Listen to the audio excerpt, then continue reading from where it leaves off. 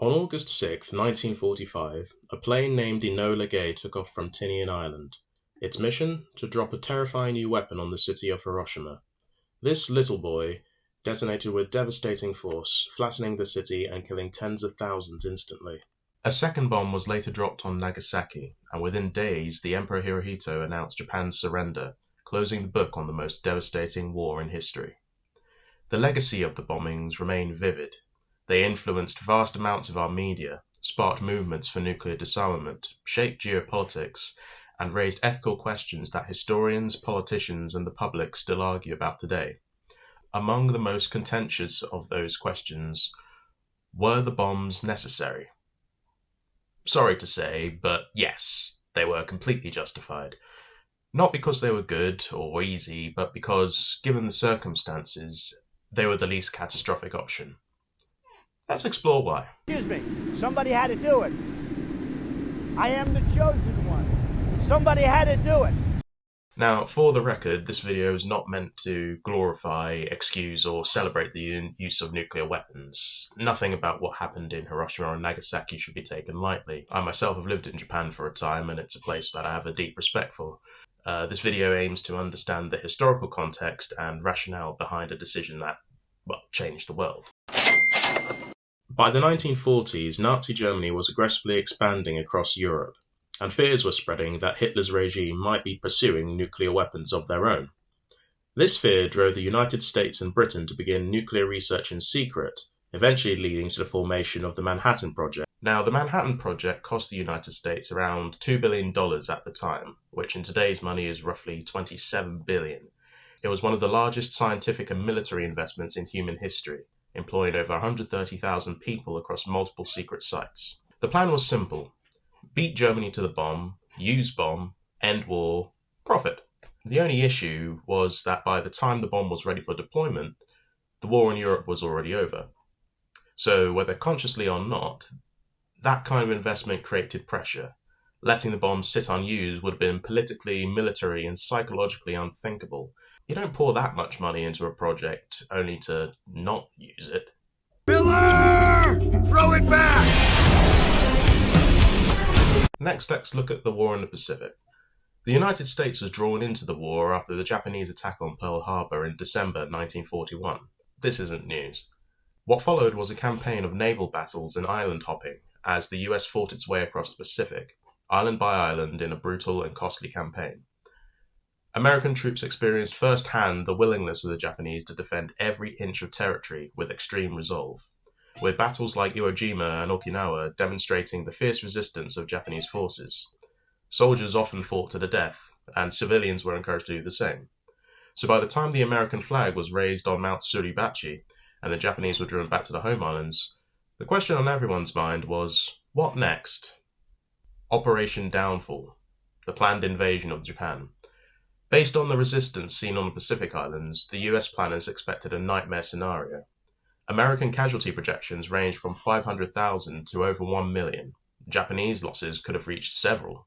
Even civilians were being trained to resist. Every island battle before had shown the same pattern: fight to the last man, woman, and child. And in that context, the bomb was seen not as an act of cruelty, but as a way to avoid an even more prolonged and devastating war.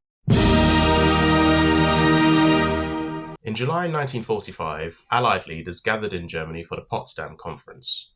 This summit brought together Harry Truman, Winston Churchill, and Joseph Stalin to decide how to deal with the post-war Europe and Japan. One major outcome was the agreement on how to divide a defeated Germany into 4 occupation zones controlled by the US, Britain, Soviet Union, and France. This division was fresh in the minds of US policymakers, and they feared a similar fate could befall Japan if the Soviets joined the Pacific War. A prolonged conflict would give Stalin the opening to demand territory or influence in Japan, just as he had in Eastern Europe and Germany. At the conference, Truman mentioned to Stalin that the US had developed a new and extremely powerful weapon. Stalin, already aware of the Manhattan Project thanks to Soviet espionage, responded with little emotion. Or, as I like to imagine, I know. You know what? I know. You know.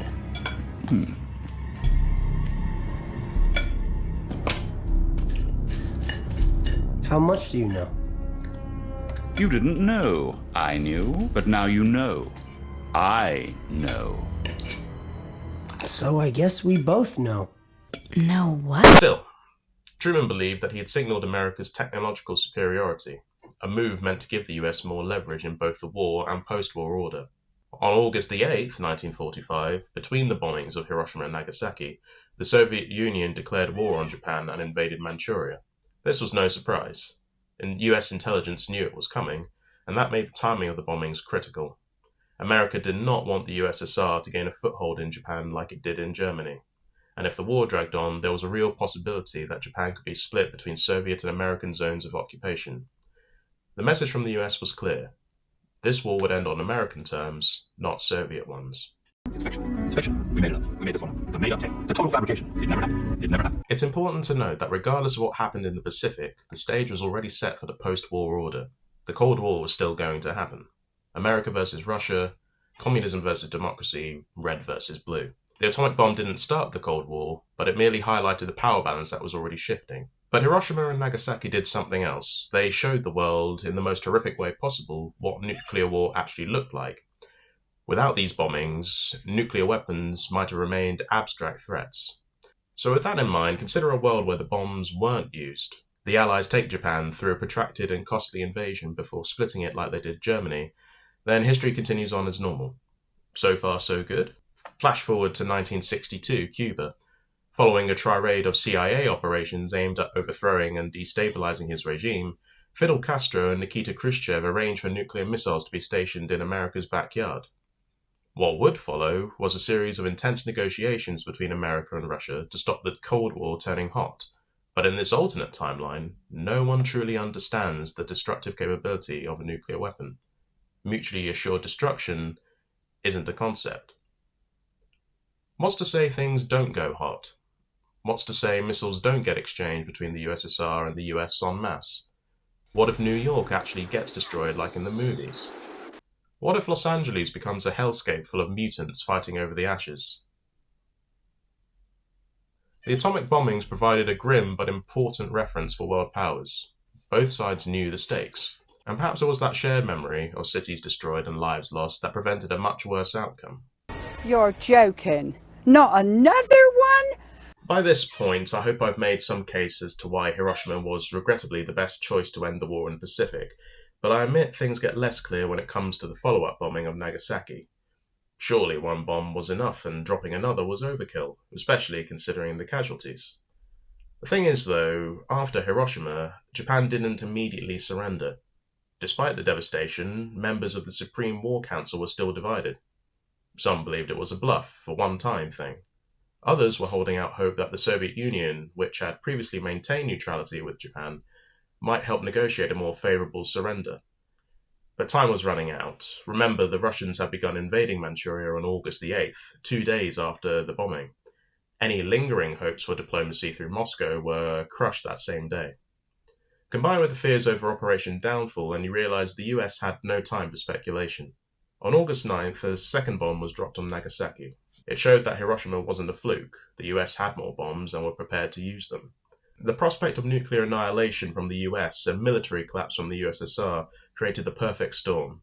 Emperor Hirohito, recognizing the nation stood on the brink of total destruction, made the rare decision to personally intervene.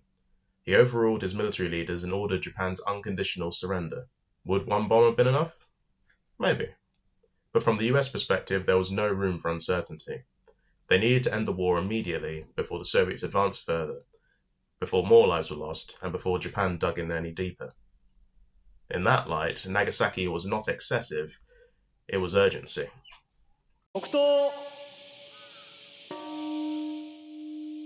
The atomic bombings were catastrophic, but in a world full of terrible options, they may have been the least terrible. Faced with a fanatical enemy, a brutal land invasion, and a rival superpower on the move, the United States used the bomb to end the war decisively. We live in a world where the threat of nuclear conflict still exists. But so does the hope that the horror of 1945 has made nations reconsider. Maybe that fear is what's kept the peace. And maybe, just maybe, understanding the past can help us keep it that way. Right?